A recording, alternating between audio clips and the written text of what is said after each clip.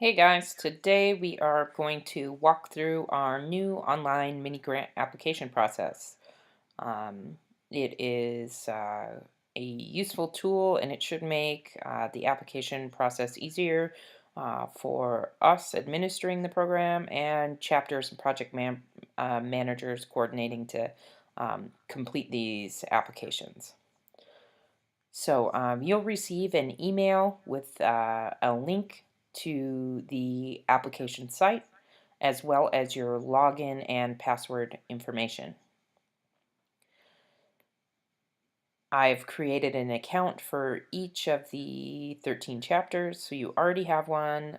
You don't need to make another one.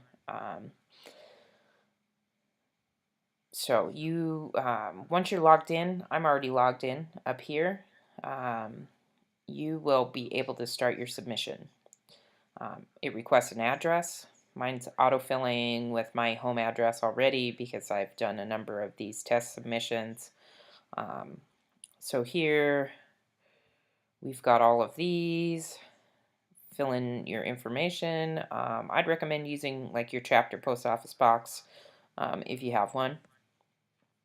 And maybe the chapter president's phone number here, however you want to do that. So we'll save and continue, and this will take you to the meat of the application. The fields are the same as the downloadable fill out and email forms that you've done in the past. So here we are at the application.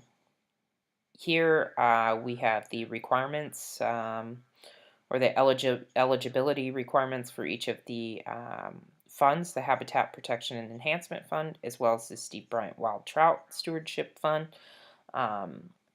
That's there so you'll know which fund you should apply for. Also, a reminder that to be eligible for funds, you have to submit final project reports for any mini grants awarded in prior cycles. So, to begin, put in your project title, and let's just call this one. I'm going to steal a title for a project I know already happened.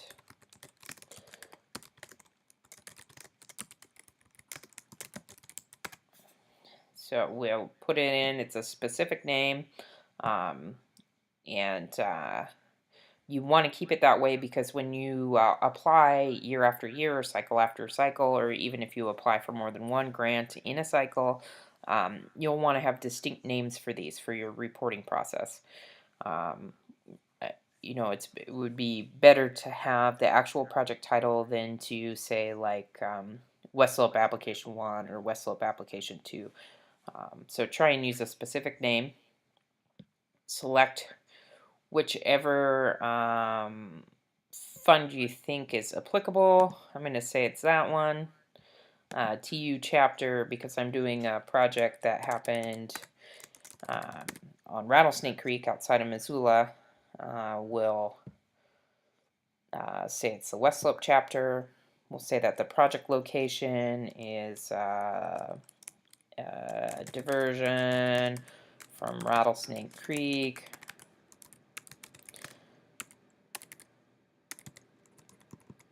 Etc., etc. Your project managers, hopefully, maybe if they have GPS coordinates or can give a more specific geographic location, that'd be great. I think we aspire to at some time put together a mapping project with all of these mini grant projects. So having good coordinates is helpful. So the amount requested, we're going to request $5,000. Project start date, let's say 04/001/2019, and we'll say that the project will end at the end of May.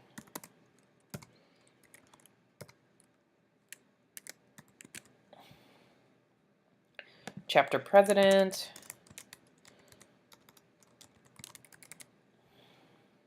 And I'll just put in a, I don't remember Mark's email offhand, so I'll just fake one.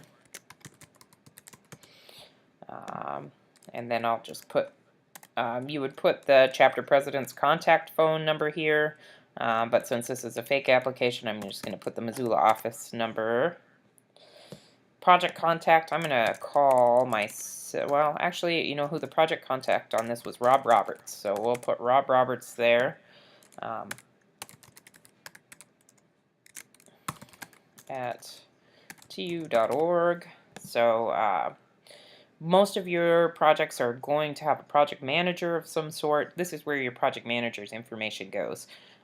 Most of the time our direct conversations when we have questions about the project involve both the chapter president and the project manager, so it's nice to have their contact information in here. Again, I'll just put the office number there, an executive summary.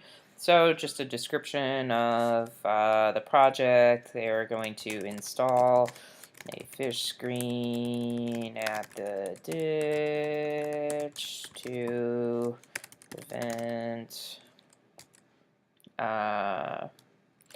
fish from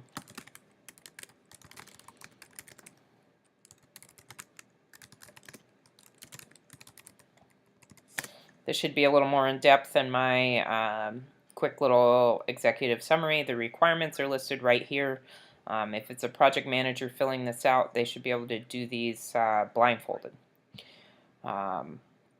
Goals and objectives. So the goal of the project is to keep fish in the main stem. So you want to be specific here. Right over here to the side again, you will see what we are looking for. We're going to we'll do monitoring to ensure that the device is working, blah, blah, blah. The project budget. So the project budget, it's a separate form. It'll be an Excel file. I think I'll also make a PDF version of that in case there's some folks out there who don't have Excel. I feel like most people do, but just in case, I'll also make a PDF form. You'll have to download that from the Montana TU website. There'll be a live link over here that'll take you directly to that form. You'll fill out the budget as you have in mini grant cycles past, and then upload that budget here. So you'll click choose files. You'll find what you're going to upload. I'm just going to steal an Excel spreadsheet that I was using the other day. We'll put that in.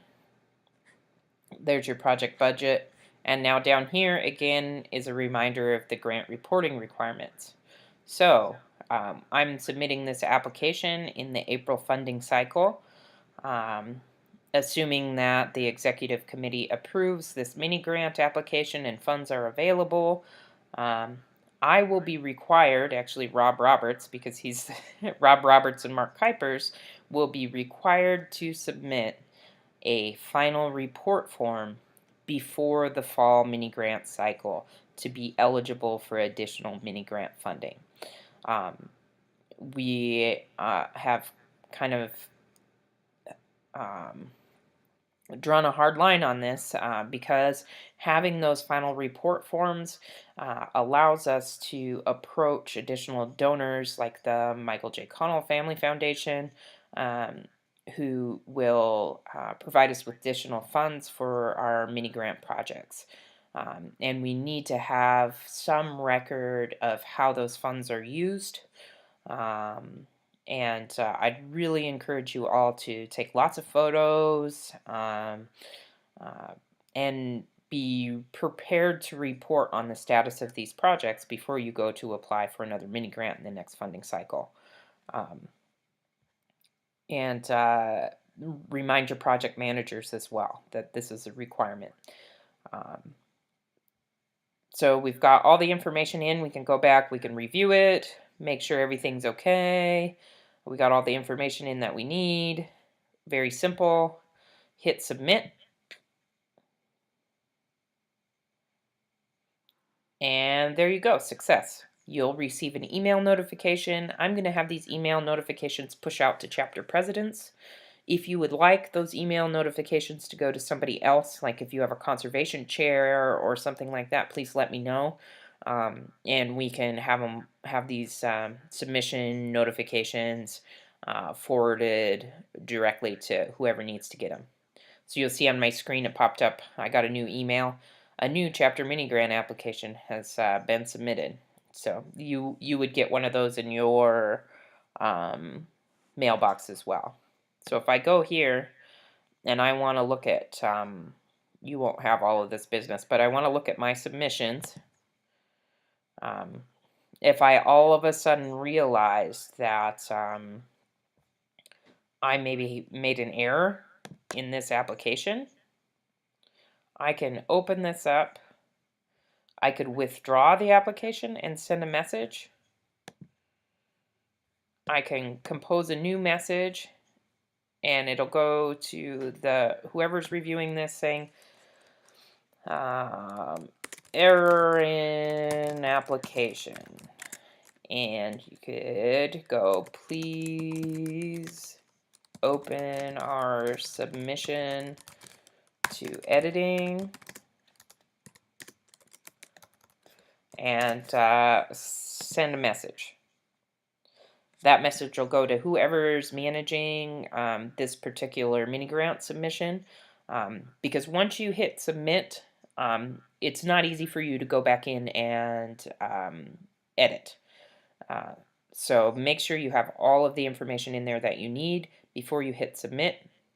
Look right here, I got a notice that there was an error in your application, so I'm going to open that up to editing. And once that happens, when you log back into your submissions,